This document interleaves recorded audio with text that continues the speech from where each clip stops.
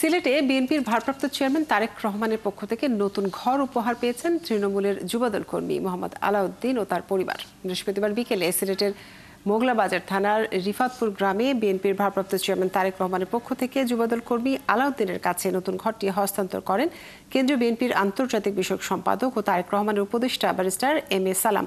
এ সময় বিএনপির যুবদল, ছাত্রদল ও অন্যান্য সহযোগী সংগঠনে বিপুল সংখ্যক নেতাকর্মী উপস্থিত ছিলেন। এ সময় এম.এ. সালাম বলেন, তারেক রহমান প্রতিনিয়ত দেশব্যাপী নির্যাতিত ও বৈষম্যের শিকার কর্মীদের খোঁজ খবর রাখছেন। বিশেষ করে গরিব, অসহায়, সম্বলহীন মানুষ যাতে কষ্ট না পায় এবং তাদের মাথা গোঁজা ঠাঁই হয় সেদিকে নজর রাখার নির্দেশ দিয়েছেন।